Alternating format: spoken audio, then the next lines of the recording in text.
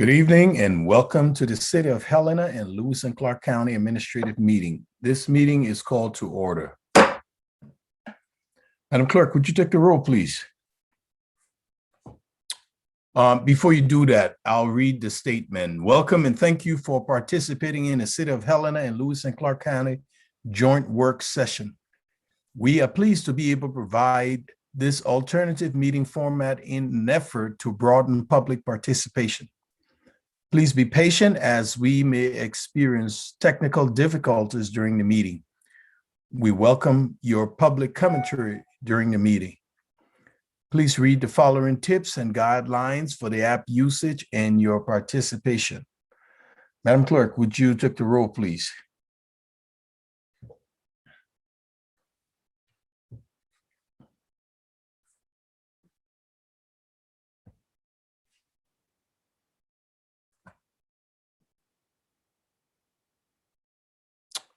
Madam Clerk?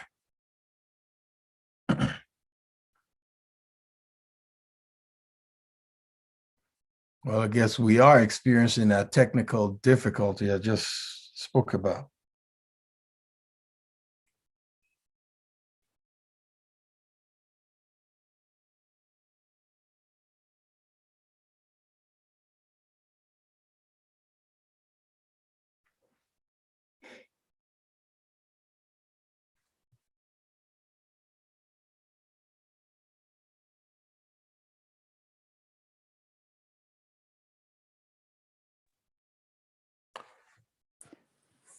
Mr. Mayor, can you hear me now?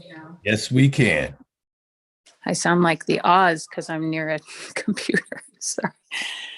If I may, Mr. Mayor, I will just call out the roll for the commissions on both sides and the administrators, if that will Please. work. Yes. City Attorney Joden.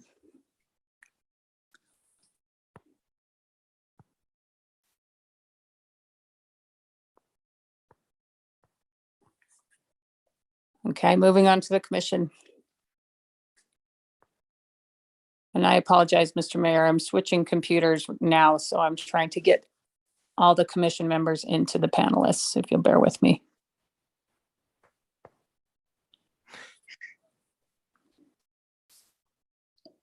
Commissioner Logan is excused. Thank you. Commissioner Dean. Here. I do not see Commissioner Halliday at this time, Mr. Mayor. Okay.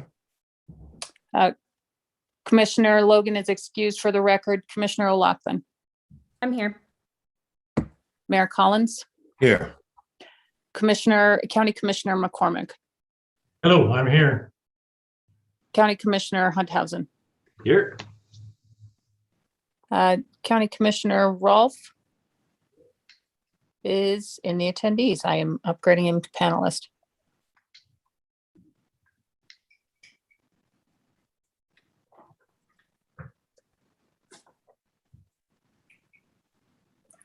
I think the link in our calendar took us to the attendees versus so sorry about that. No, that's fine. Hey, technical difficulties, you know. And I do see Commissioner Rolfe has been upgraded to the panelists. Commissioner Rolfe, you should have access to your mic and video at this time. There we go. I'm here. Thank you. I appreciate everyone bearing with me while I'm working on a foreign computer. I'll move on to City Manager Harlow Shulk. Here. And I'm looking for CAO Baltz in the attendees. He's now going into the panelist.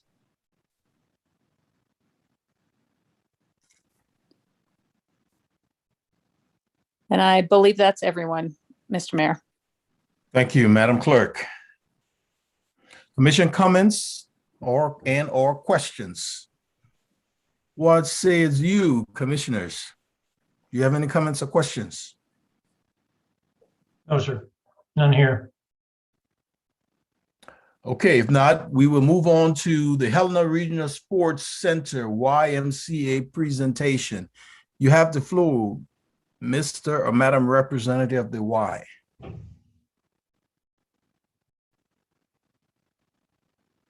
Do we have a representative of the Y, Madam Clerk?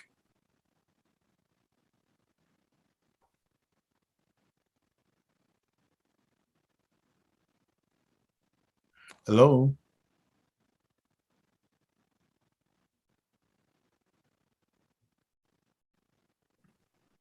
Madam Clerk? Mr. Mayor, I'm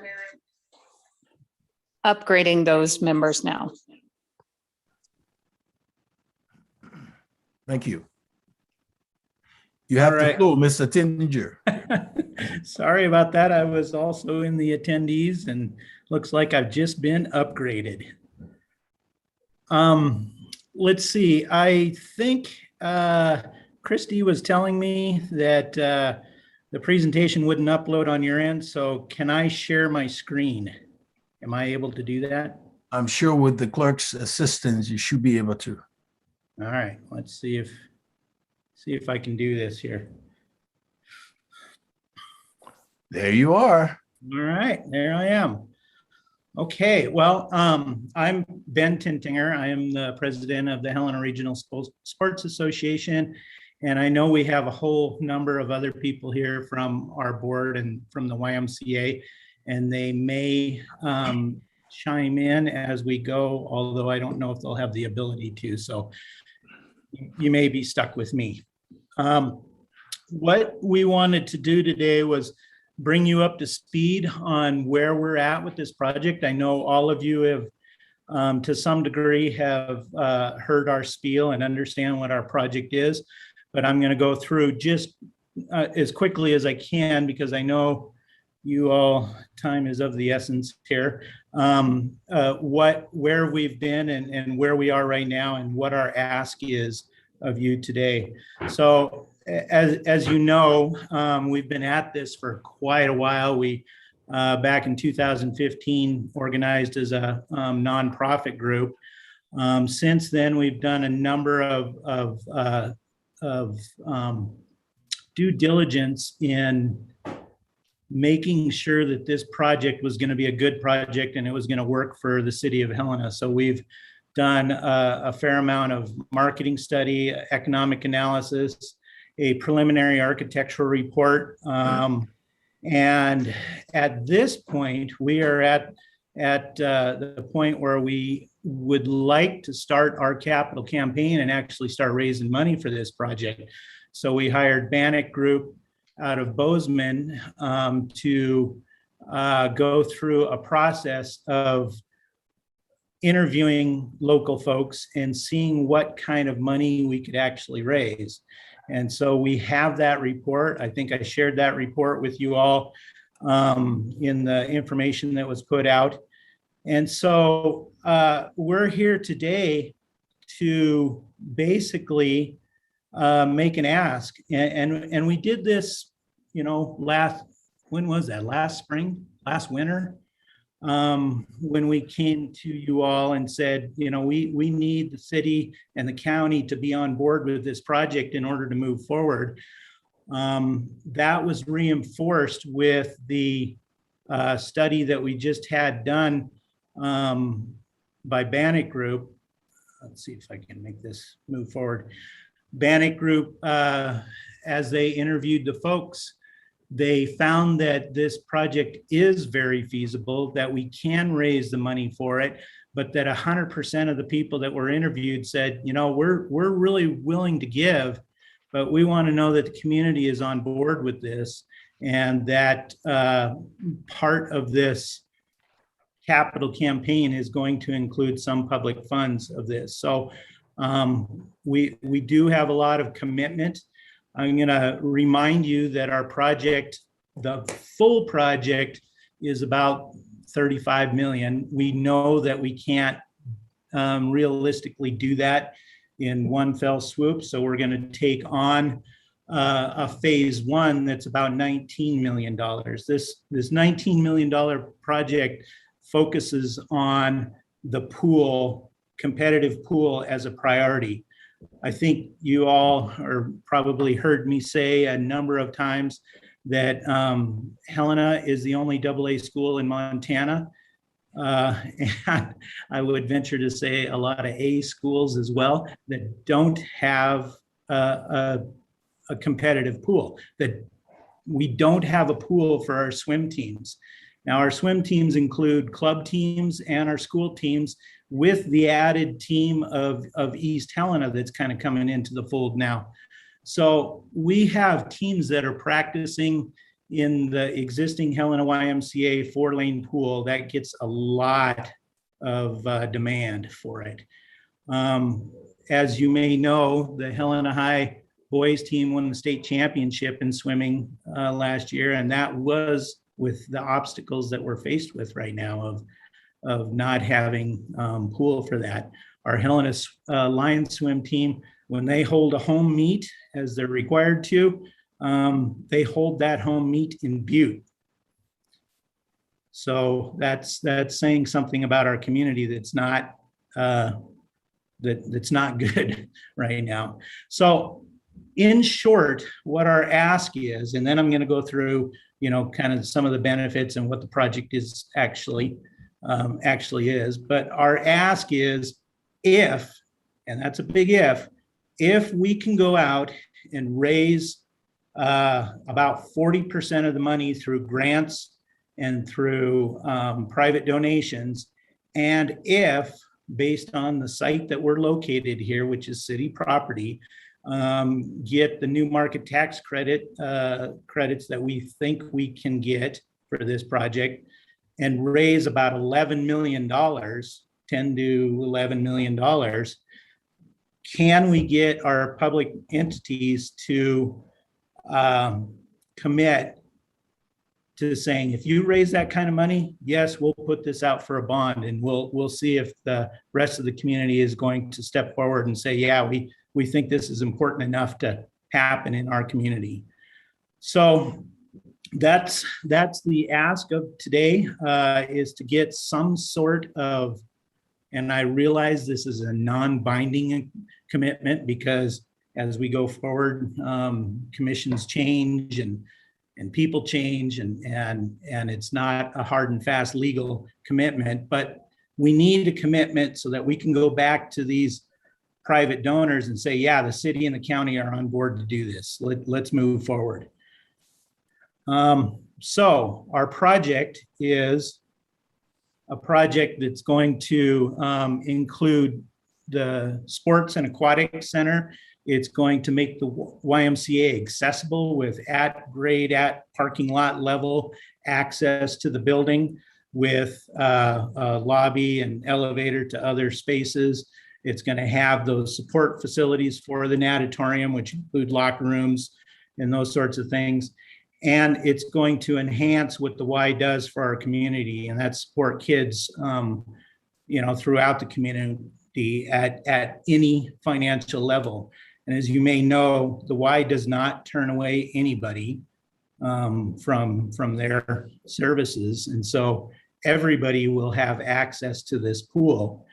The other parts of this project are going to include the sort of ancillary spaces that the YMCA has, like community room and some workout spaces, but it's also going to include the early childhood education spaces for after school programs that have been so important in our community and are extremely important right now with the way COVID has hit in Montana and in Helena. So that early childhood education, which is something the Y has done for years and years and years, will be enhanced with this project as well. As you read through some of this information, I'm not going to go through it in detail, but we did the economic impact study, and through that study, we found that this is the kind of facility that people want to see in their community when they're thinking about moving here, when they're thinking about taking a job in Helena, when they're thinking about establishing roots. They want to know that these are the kinds of things that we have here to raise a family. So there's statistics in there on jobs and attracting folks and and what it does for healthcare costs and so on. There's also some statistics just with sports tournaments, through basketball tournaments, the swimming tournaments, meets that happen. There are all kinds of folks that come into town and spend a lot of money. And I know this by experience because I spent a ton of money carting our kids all over Montana and the Northwest.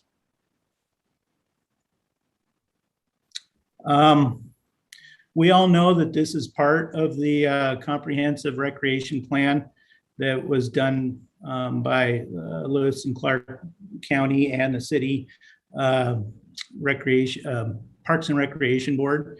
This is a high priority that was identified, and we have, as the HRSA and the YMCA, we have put together an action plan to make this reality.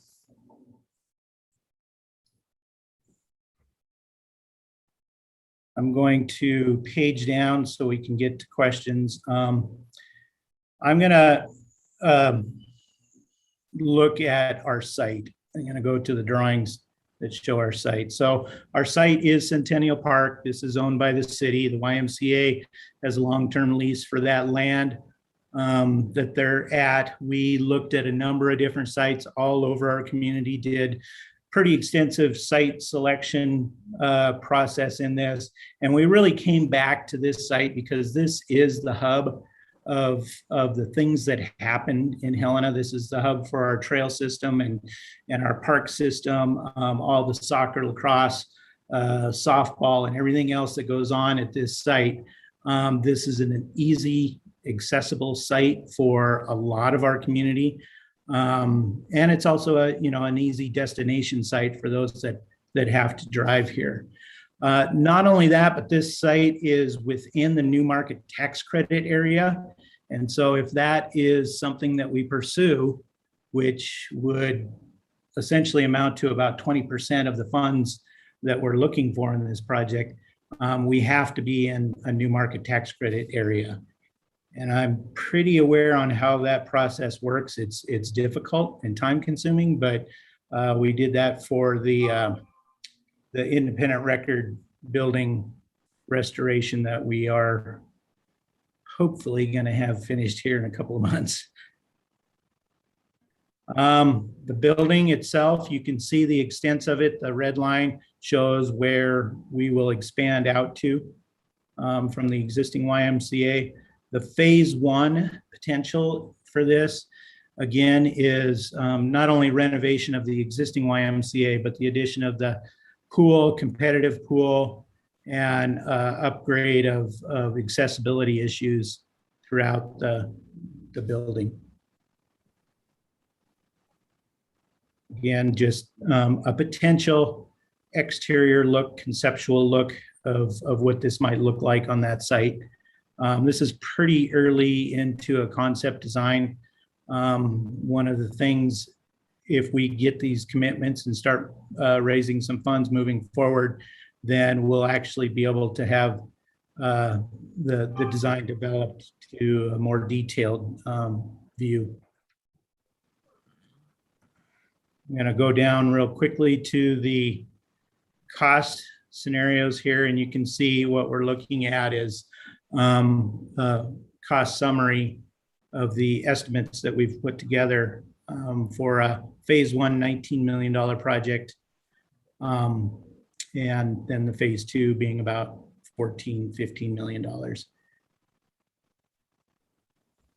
So with that, I'm going to leave it up to questions, and I can go back to whatever page you need me to.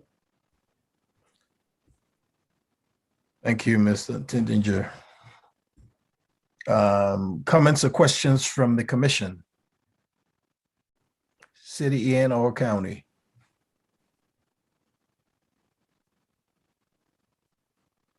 Mr. Mayor, Yes, go I ahead. do Commissioner. have one question. And so when I was going through the study that was included on it's page 8 of our agenda, but I think it's page 3 of the study in the key findings and analysis, and it has the high, medium, and low categories for the pledges. And I'm wondering if you can maybe explain that and how that squares up with that, I think, 7.6 million Okay.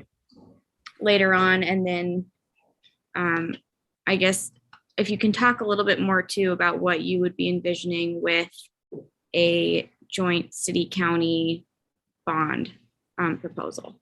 Okay, so the findings here were of the for only the 28 people that were interviewed. So of the 28 people that are interviewed, when they do the feasibility study, they don't ask people for a specific donation. Basically, they're interviewing to see if this is at all feasible. But they will ask sort of a range of their gift. If you were to give a gift, here's what you might give. So based on that range of those, only those 28 people, we have a high of about $3 million. So what that's telling us is 28 people are going to potentially give $3 million, and we still need to raise the rest of it. So the study showed that we could probably raise about $7.5 million or so privately. And Commissioner Dean, this is Chase Rose. I'm the consultant with the Bannock Group that executed the study. To give you some additional context there, the purpose of the study is just to find your key leadership donors that will get the project out of the gates in a strong and momentous way. Of course, the end campaign will involve hundreds, if not thousands of donors. And we didn't interview all of those people. It would be impossible to do so. Typically, the industry average is that an organization should have the capacity to raise approximately 3 times that median number throughout the full campaign. So you take the median number of roughly $2 million there, we should have reasonable confidence and success in raising 3 times that amount, perhaps a bit more. And again, these studies are not slam dunks. It's purely to get some sense of the momentum that we may have out of the gate. Any other questions from the commission?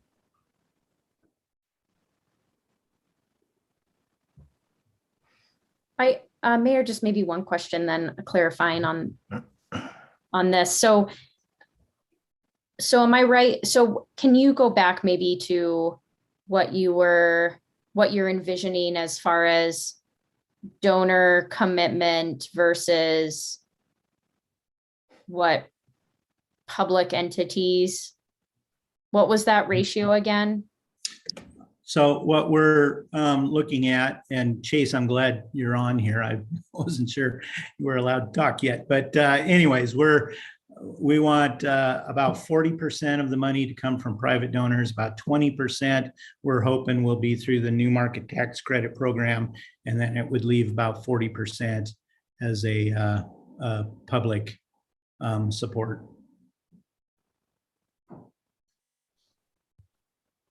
Any other questions from the commission? Mr. Mayor. Go ahead, Commissioner. Yes, thanks, gentlemen, for the overview. Mr. Tingtinger, thank you very much. I guess the reality is, and a couple things I'll need to know, and some of this we won't know now, but I'll need to know from our staff, I guess, is that because it's at least going to be this planning area, Helena, East Helena, and the Helena Valley, that would be partaking in this, if not a county-wide vote or bond.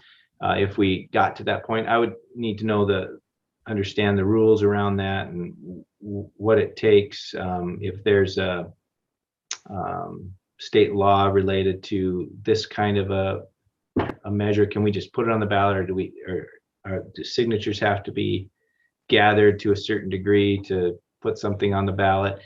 All of those kinds of things have to understand. And then, but what would really help to make that decision, because I'm I'm here representing the people of our community, our greater community, and I look at specifically the zip codes 59601, 59602, and 59635, which is East Helena. You know, what do those folks think, want? And if we had a better sense or a good sense, generally, I think people would be supportive of something like this. But if I, as one commissioner, knew that there was a survey, a poll, something that was statistically valid that I could turn to and say, gosh, you know, 60% of our community is behind this, wants to do this, it's a no-brainer to put it on the ballot to ask them if they'd like to fund it. For me, that's just I kind of will do what they think is important for our community. The great majority thinks is important for our community. So just a hint from that regard. And then I don't know if you guys have done in your studies, have done any work around the business benefit. You did mention that briefly there, Ben, but I don't know if like when you're holding tournaments and those kinds of things, how many hotel rooms might be, you know, how much restaurant, those kinds of statistics are out there. And I think the chamber might even have some of that for some of the events they've held, but there is an economic benefit to the community, and that return on investment, if we can explain that, or if that's part of the equation on, you know, commissioners, do you want to put this on the ballot? And we look at, wow, we're making an whatever, I'll just make up a number, an $8 million ask to the citizens. You know, what can we tell them the return on investment is? Well, this is going to generate this much, you know, for our community and growth and whatever else. And all of those things weigh in. And so it helps not only us make that decision to put something on the ballot, but two, it helps them make their decision about whether it's something they want to support or not. So just comments in general, but I'd like to hear feedback from you gentlemen about any of those comments that I made. Yeah, this is Ben again. We certainly do have some statistics on that. We had an economic impact study done, and you know, some of these points that we made in here are, you know, they're kind of bullet points right now, but we do have more detail on that. Sports tournaments, in particular, estimated at almost 4 million per year of income, and that's money that's spent, you know, throughout the community in restaurants and different things. And so we do have a lot of that information that's part of that study, and found in lots of different documents that we have. But I think if we could make something that, you know, when we go out to try and sell this and get, like you said, Andy, I think you had mentioned getting a survey done when we talked, and I think that's probably a good idea. And if we can have the one sheet of bullet points that says, here's what this is going to do for our community, besides attracting people to actually move here, build houses, have, you know, a tax base that's going to help. There's also the spending that happens locally as well. So Thanks, Ben. And all that I would add, sir, is 2 quick points. One, there is a bit of an arms race around Montana for these recreation facilities currently. Just as an example, I'm personally aware of recreation facilities similar to this that are being built in Livingston or in Campaign, I should say. Livingston, Anaconda, Kalispell, and Great Falls. Great Falls actually has 17 of $18 million already secured from public tax dollars in some way, shape, or form, and a large DoD grant as well. So it's clear that communities are seeing the value in this. I would also mention that we've heard from a lot of clients in this space, in particular the Bozeman and Kalispell area, that they're actually struggling to attract tournaments because hotel rooms are $500 a night plus in the summertime. And so there's actually, I think, a tremendous opportunity for a market like Helena that's a bit more affordable, but still very attractive and a place that people really do want to visit to capitalize on some of these tournament opportunities. The final point is we will apply for an economic impact study that will even further define some of these points that Ben has put together. And so as we get further, we'll hope to have even additional data points that you'll be able to share with your constituents and all of us in sharing with the community, trying to build that case as we go forward. Thank you. Mr. Mayor, Go ahead. Just Go a ahead. quick question, I guess for Mr. Rose, how did Great Falls go about financing their? It looks like maybe, did they create a Parks District and then did they do a bond for it? Yeah, Commissioner, the largest installment was actually a Department of Defense grant due to the proximity with Malmstrom Air Force Base to the tune of $10 million. I'm happy to gain more information and send it over to the commissioners about the balance of that funding. But yes, I do know that was the largesse of that endeavor. Livingston is looking at a special park recreation district for partial funding of the maintenance and operations. So that could be an opportunity to explore, be it a bond or a special parks district as an opportunity, something we probably will need to dive into offline with staff and determine what the best option may be for you all to consider.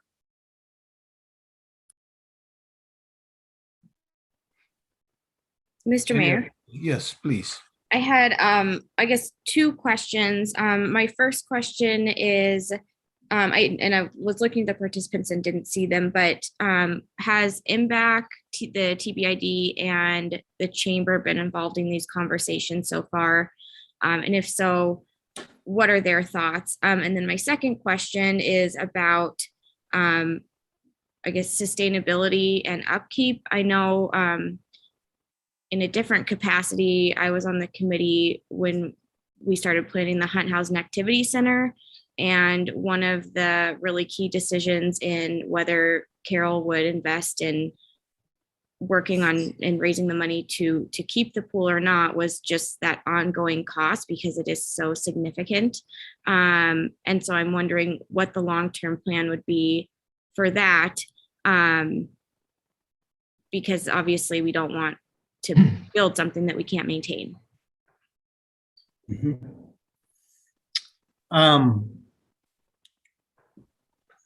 Can you state the first part of your question again? Sure. The first one was if the TBID chamber and Oh, MBAC have right. been involved. So the chamber we made a presentation to the chamber, and they're very supportive of this, and of course the chamber, anything that they see that helps bring folks to town and helps businesses, they're going to support. And again, this it's almost a little embarrassing that we don't have a pool in Helena, Montana, and good recreation facilities. So I think it's, in a way, for most people, it's kind of a no-brainer. Yes, we need it. How do we pay for it? How do we make it sustainable? And that's, partly where the YMCA comes in. As I probably skipped over this pretty quickly, but the HRSA started separate from the YMCA. Over time, we realized that who better to run a facility like this than the YMCA? And so we came together in this effort because they know how to manage. As as an institution throughout the United States, they know how to manage and run and keep these facilities going. It's not without struggle, though. I mean, a pool is one of the most difficult building types to keep funded and going. And you all know that with the Memorial Park pool that you have, and how limited the use is on that. But on the other hand, it's a community amenity. It's something that we point to and say, this is part of what we're going to offer the community and our kids. Even though in the end, it may not pay for itself on the Memorial Park pool. we are pretty hopeful, and I don't know if Philip is on. Philip is the CEO of the YMCA, but he could probably explain that a little more in terms of the feasibility of this going forward and how we make it work for everybody. If I may, Mr. Chair. Please go ahead, Commissioner. Thank you very much. Thank you, Commissioner Dean. I'll put my MBAC hat on and say that the MBAC board has not heard a presentation, at least the board meetings I've been to, and I've been the chair for almost a year now. I can tell you that generally the board members, most of them are aware of this effort, generally speaking. So that's the extent of the MBAC board's knowledge or participation. Thank you. I can say, I guess, frankly, it probably didn't occur to us to go to MBAC and make a presentation, but I think that's a good idea. So I could certainly do that. That would be good. Thank you. Mhm. Any other comments or questions from the commission?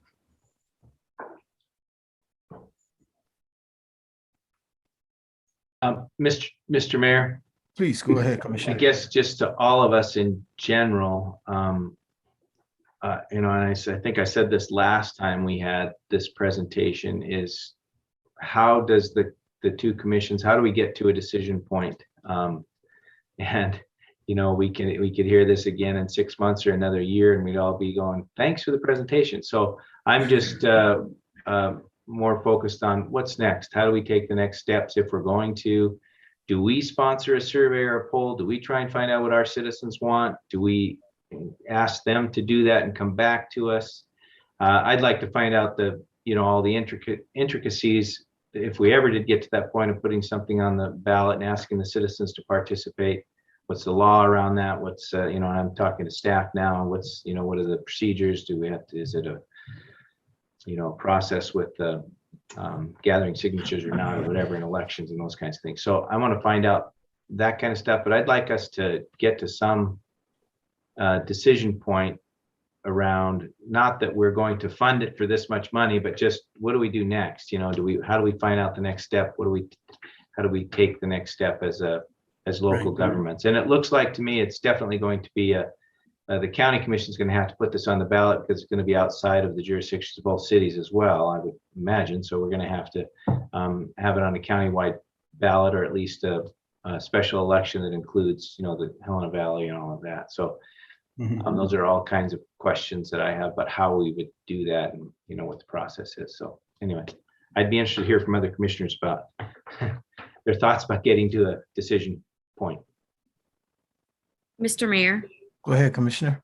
Yeah, I think Commissioner Hunthausen raises some really good points, and actually having some benchmarks of decision making would be helpful. I also wonder, is this a conversation or a decision that happens separately from the Parks District conversations that hopefully will be moving forward, which I think are really important. And if it does include that, then I think that's time to also start looping in some of our open lands and parks partners within the community. I don't know if people would want these things connected, but I also think that they definitely would be influencing each other one way or another, depending on how we move forward. So I think there are a lot of moving pieces here that we should be considering that will absolutely have impacts on each other. Thank you. Any other comments? I guess go ahead. Go ahead, Commissioner. Is that me? Mayor? Yes. Okay, sorry, I couldn't tell who all was talking. Yeah, and I think maybe just one distinction too, depending on how potentially stakeholders move forward and gauging the community's support and what they'd like to see. I think it's also probably important to also sort of ask a real specific question on their willingness pay for something like this. So, we did a series of surveys of the public. And Commissioner Hunthausen, I think maybe you and I were on the City County Parks Board at the time when we worked with Green Play on sort of what are the needs. But I think an important follow-up question is, is the community willing to invest dollars into this? So I just throw that out, depending on how the commissions intend to move forward, that I think that really teasing that out would be a good step. I also had the same thought, Commissioner Dean, on how this plays with a potential parks district. And perhaps that's maybe the direction we give to the staff of both the city and county, is to start to map out what are the steps that are needed. And then weigh sort of the pros and cons of moving forward, say with a bond, before a parks district is established, or vice versa. I think some of those specific questions, it would be helpful to get the staff's feedback on. Thank you, Commissioner.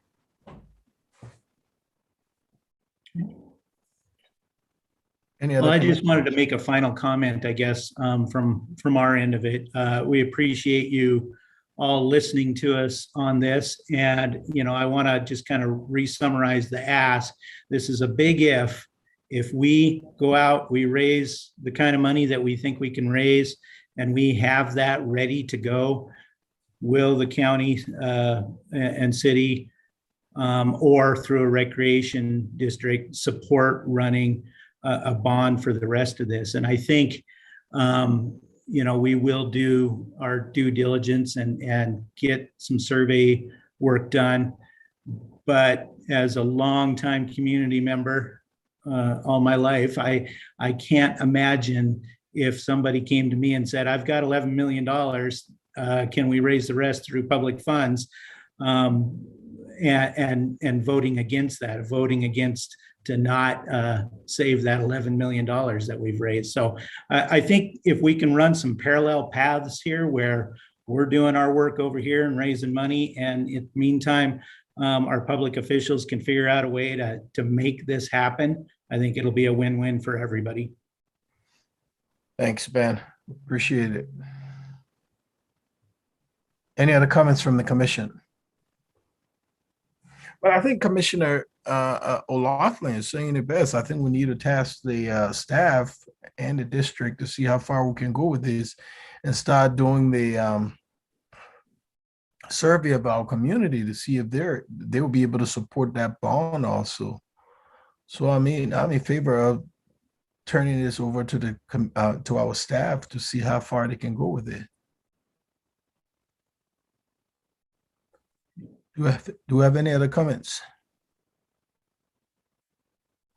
Well, Ben, we thank you for your presentation, and I guess I think we'll start discussing this sooner than later. Sounds good. Thank you. You bet.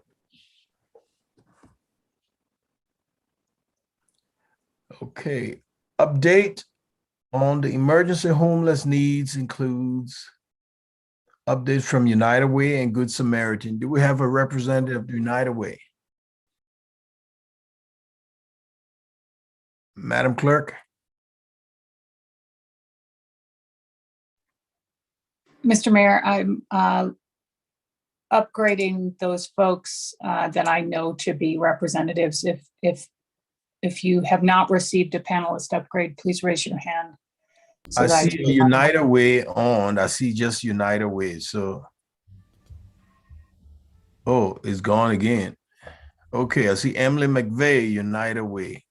And do we have the Good Samaritan representative also? You may want to just upgrade the representative. So, United Way disappeared. Jeff and I are both here. Okay, I see Our Place. Okay. Our Place is probably, Yeah. yeah.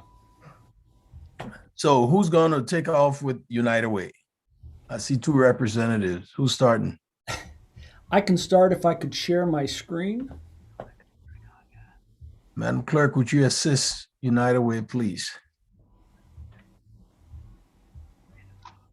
I apologize.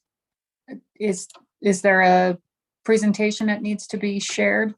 Yes, please. If I could share my screen, it's Jeff Busher at the United Way. As a panelist, you should be able to. Oh, there it is. Share screen. I see it. Yeah. Thank you.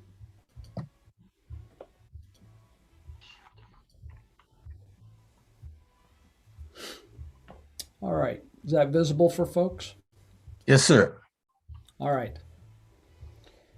By way of, sorry, my name is Jeff Busher. I am the Community Impact Coordinator at the United Way. And I just want to share some statistics and some information as we move forward in finding some solutions for our unsheltered population.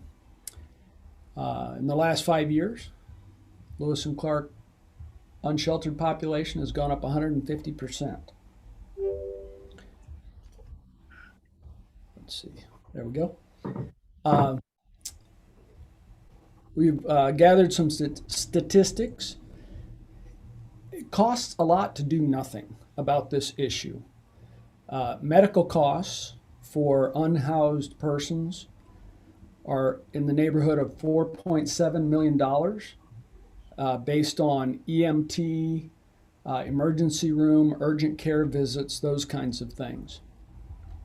Law enforcement is at the point of 1.3 million with detention center stays, law enforcement contacts, and time spent addressing the needs and issues of our unsheltered population.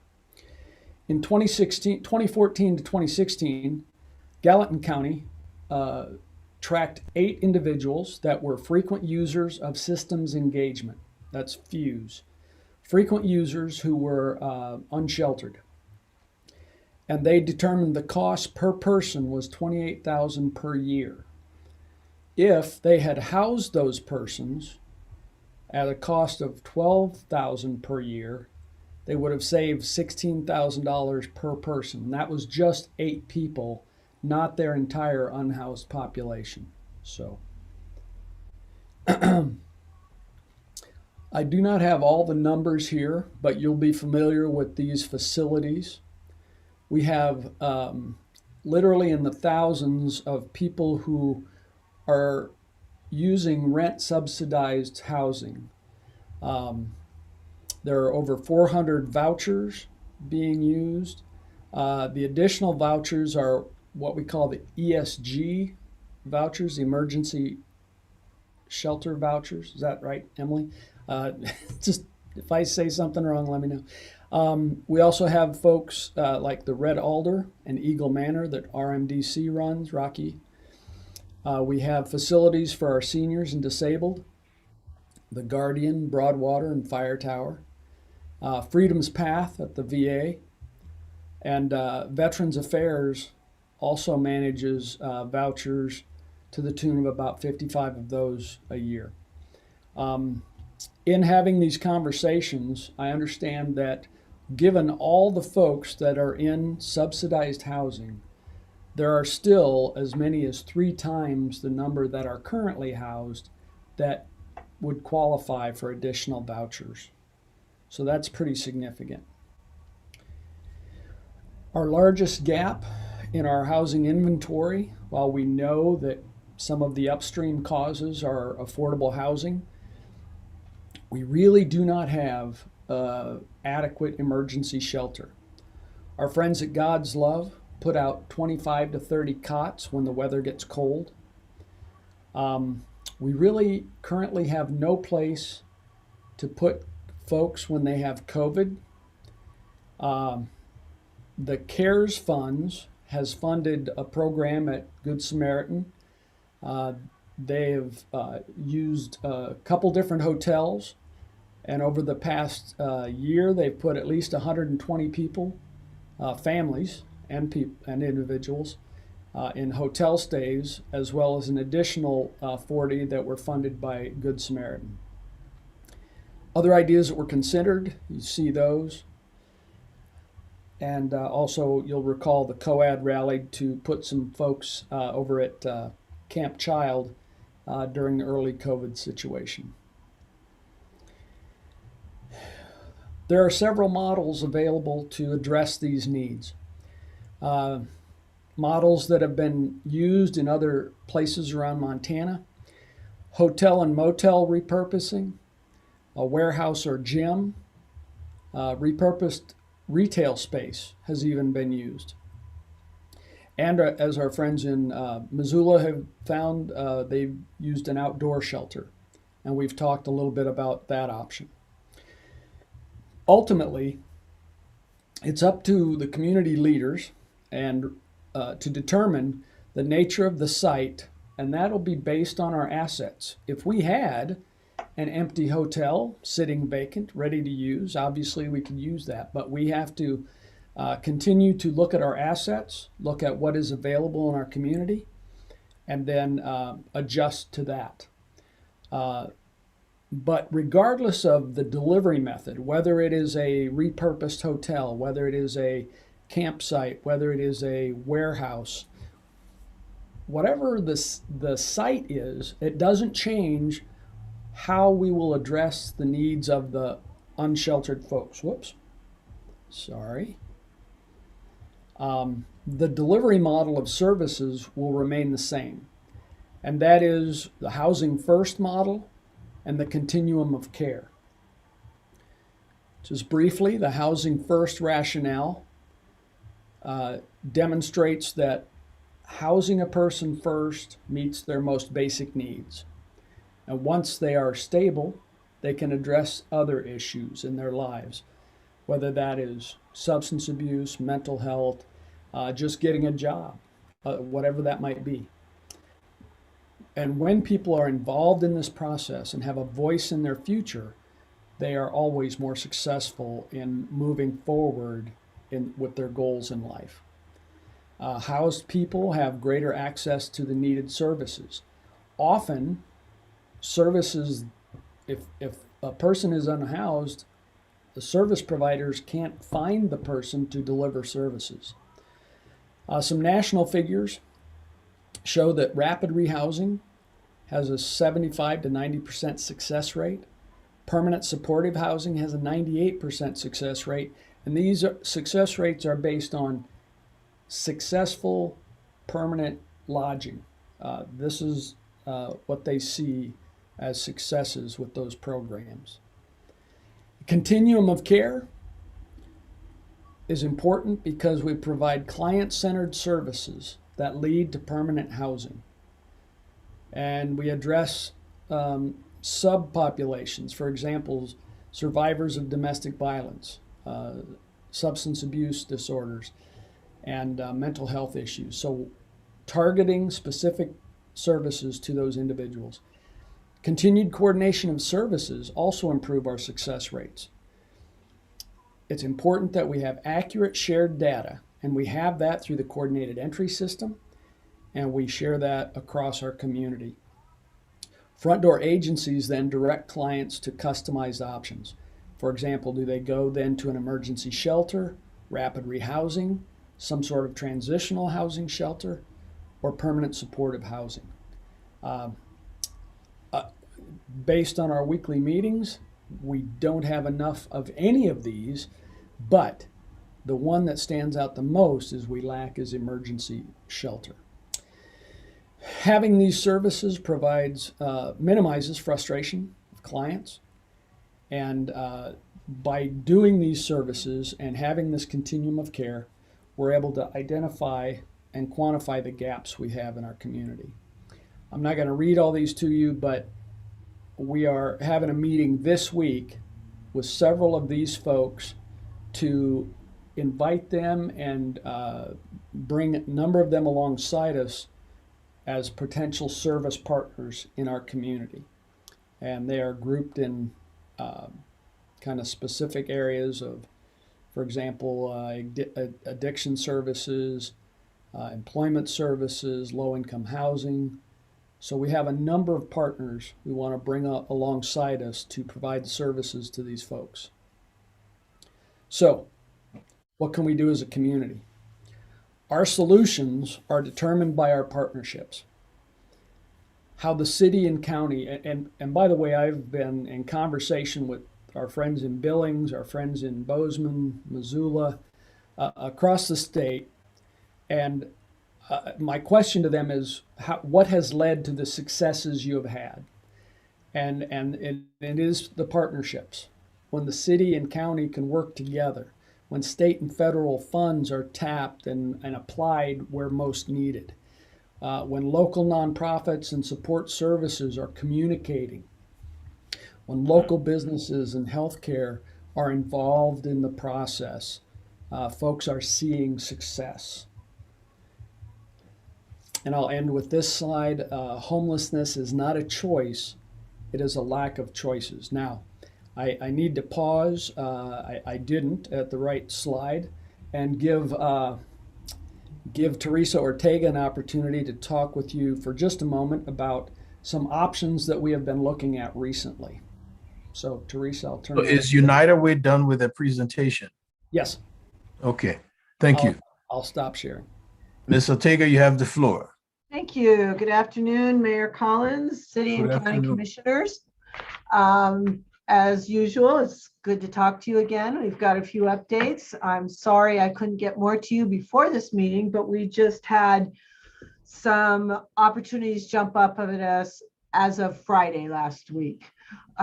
Yesterday, we're not talking about the open space right now. We're not talking about HOTS. We are talking about building and a building and an opportunity with that building. We all know it would be best to find a hotel to move forward on this. And quite honestly, we were surprised when we did call the Knights Extended Stay, and they are interested in working with us on a possible site for the homeless facility for people in this community. Are you all aware of where Knights Extended Stay is? No, It's I'm not. 1831 Euclid. It's across the street from Poet Motorcycle Repair. And I'm not going to go on with lots and lots of information because it is so new.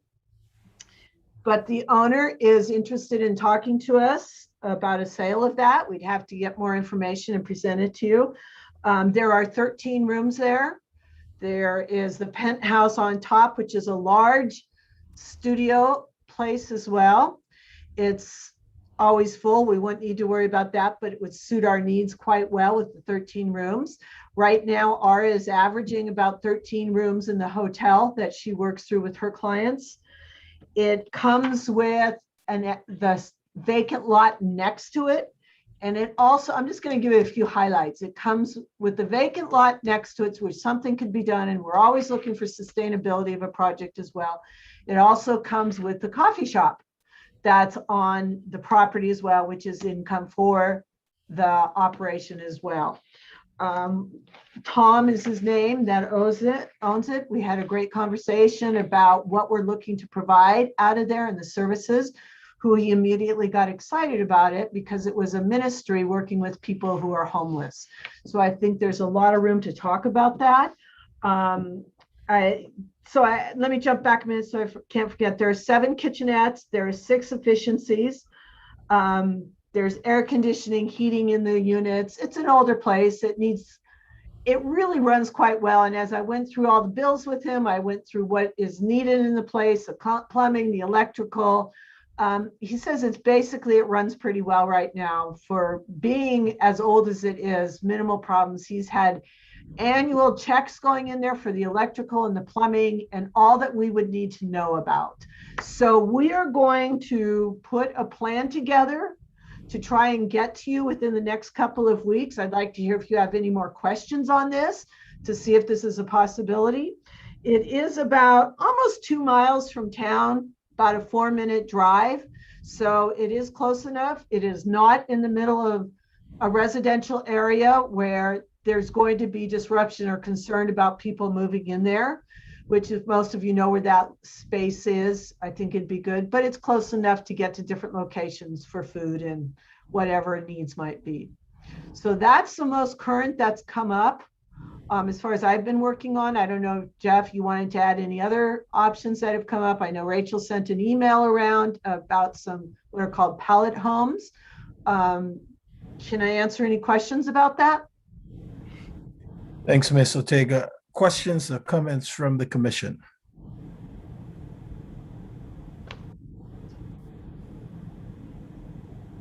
No questions? Come on, I didn't cover everything.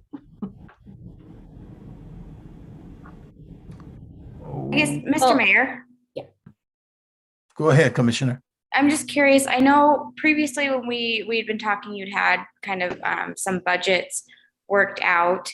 If you'd been going in the previously considered route, I'm wondering, do you have an idea of what some of the costs will be moving forward? And if we were, you know, truly having, you know, some opportunities for emergency housing to meet the needs that are there, what that cost would actually be.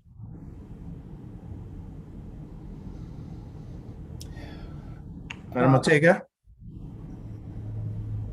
So Jeff, do you have full-on costs on that? I thought you might have Well, some. yes, we have, from our research across the state and across the western US, startup costs for a facility are usually at about $500,000. And then we've seen annual operating costs anywhere from $50,000 to $150,000 per year. And that covers staff, services, maintenance of facility, et cetera. So yeah, startup costs average about $500,000. I do know That's if the land or the building is donated. That doesn't include the cost of buying a facility. that's right. So what's the cost of the facility right now? Night's extended stay? Yes, ma'am.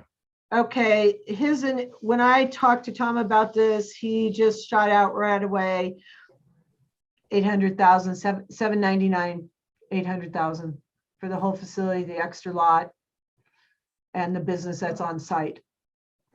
Is that the COVID price or the regular price? That's the regular price. I don't think he has a COVID price, but he is very in tune to services and what would be done with the place. Thank you. I appreciate the answer. Any other comments from the commission? Yeah, I mean, I'm sort of hesitant to ask too many details because I think like you all need to sort of work with this potential seller.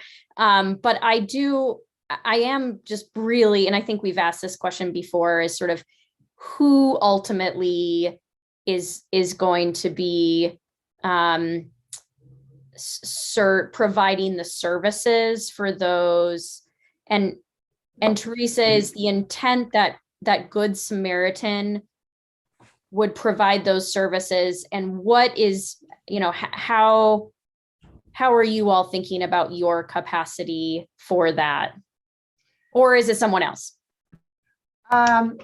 So, excuse me, I didn't mean to say we would like to run that, Commissioner O'Laughlin. We are basically doing that same program out of the hotel. Aura's right here with me. She's been the one running that. We would like to see, because that money is going to dry up in September 2022. So we need to know how we're going to extend the services we're doing right now. We'll see how that goes. And if there's anyone else that wants to jump up and do that, fine.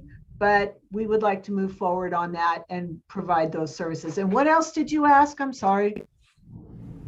Nope, I think that was my only question. I do have, Mayor, one question for probably Director Haugen.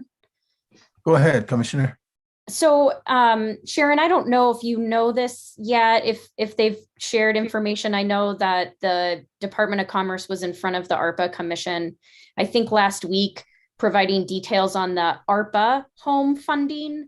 Do you know what the timeline is for rolling that money, and this is separate from the CDBG or the CARES money, but this is like the ARPA home money?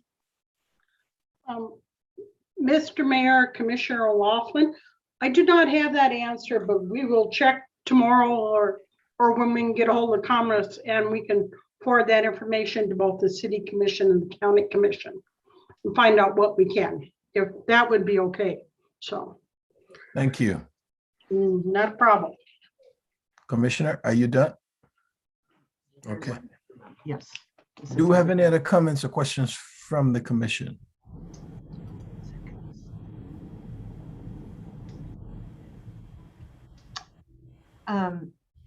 When the questions are done, I was also asked to report on the street outreach by Chief Hagan. Please go ahead, Madam Ortega.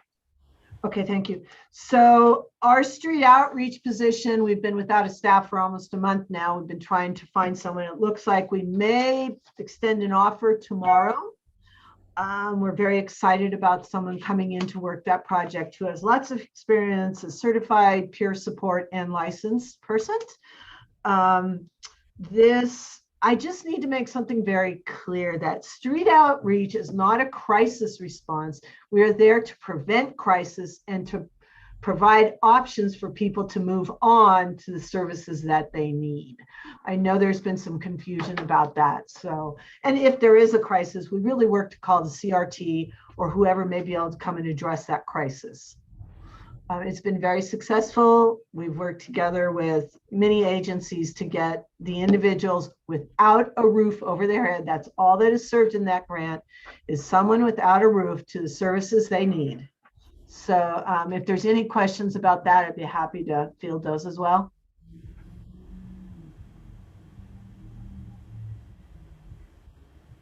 Any comments or questions from the commission?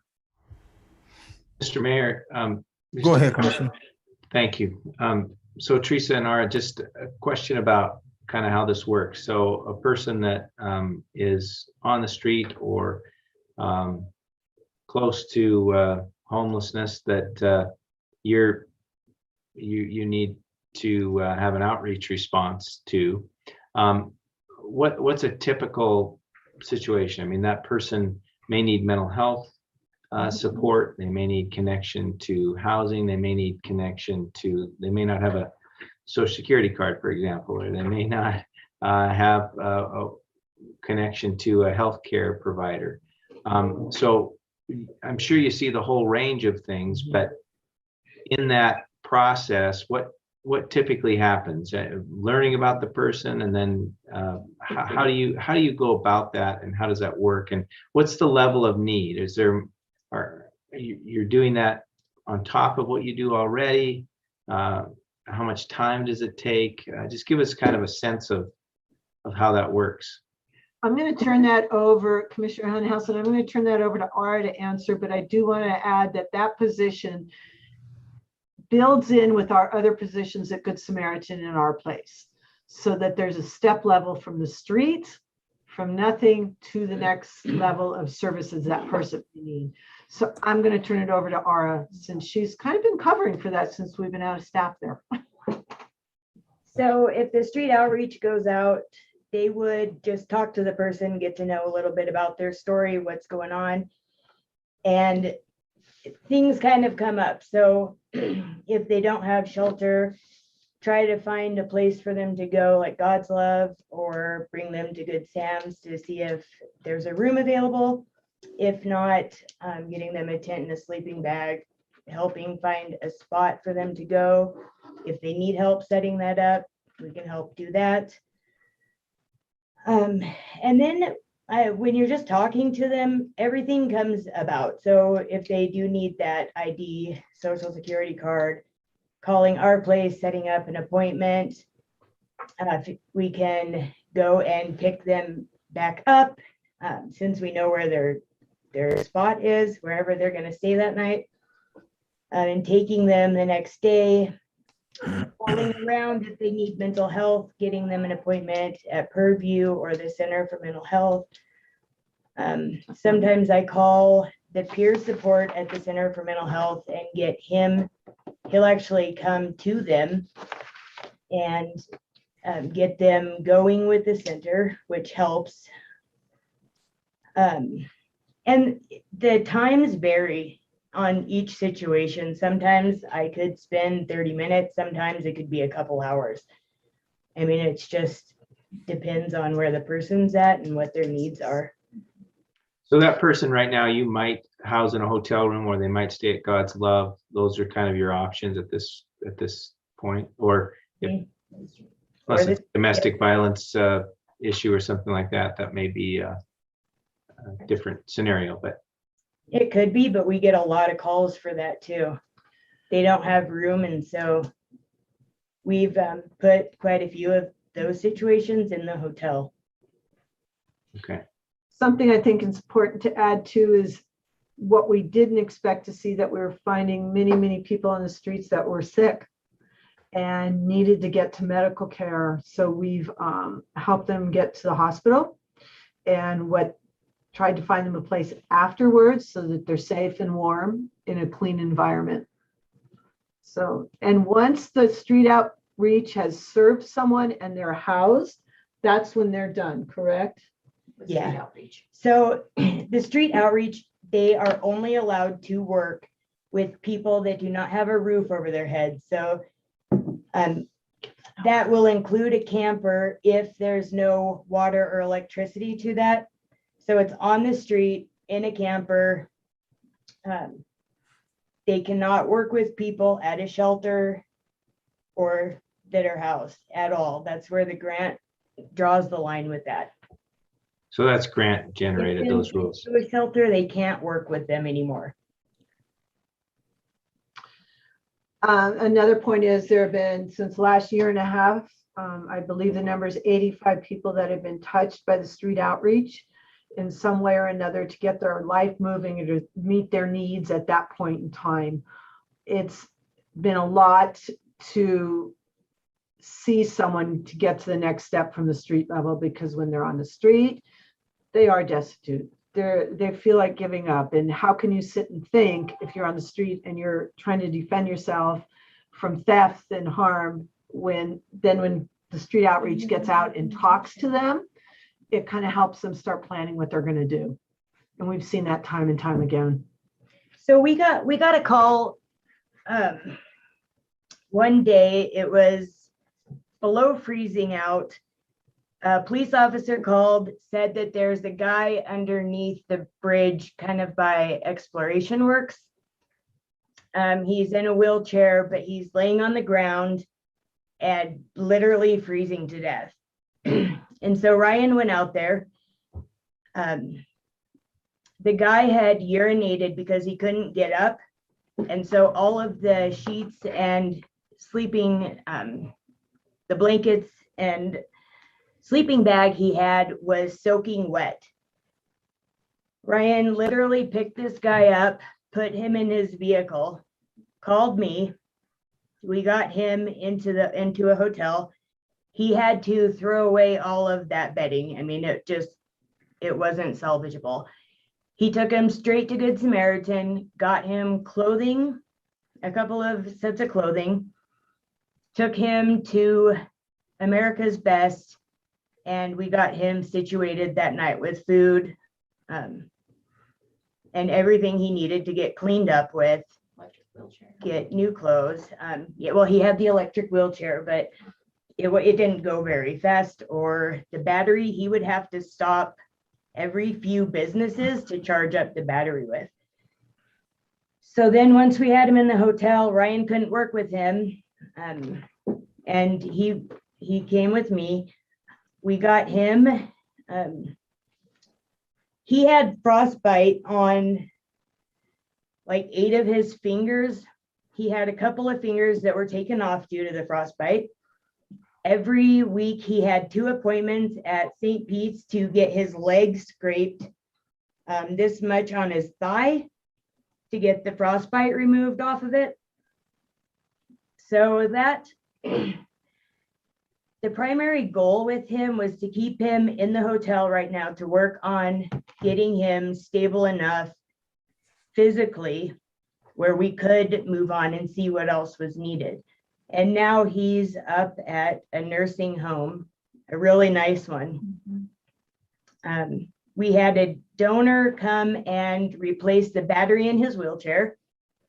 That was awesome. I think we posted a picture of that, but yeah, he didn't have to plug his wheelchair in everywhere he went. So actually, it's a start of service. But that's an example of one of the situations. Thank you. Thank you. Thank you. Appreciate it. It's good for all of us to hear. Thank you, Mr. Mayor. You bet. Any other comments or questions from the commission?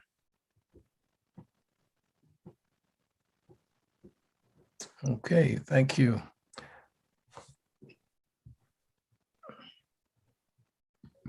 I know we with the city, we're in the early stages of really talking about how to spend the ARPA housing fund. And so we're discussing that, Madam Ortega and United Way. And I'm sure you'll be hearing from us.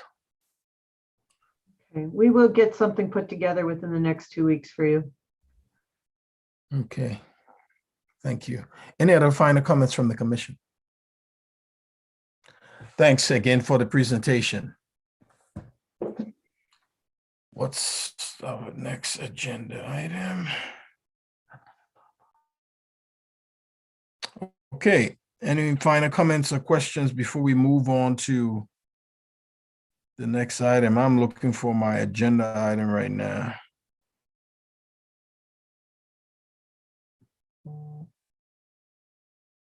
I think that's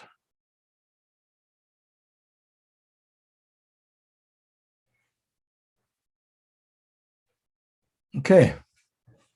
Do we have anybody from the public wishes to address the commissions on any topic?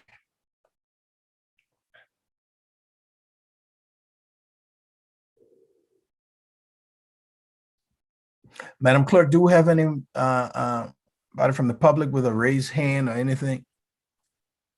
Mr. Mayor, Commissioners, I have no hands raised online. I received no written public comment in the Q&A either. Thank you. Review of the agenda for the next joint work session. Please contact Nadine at extension 8304. Any final comments from the commission? If not,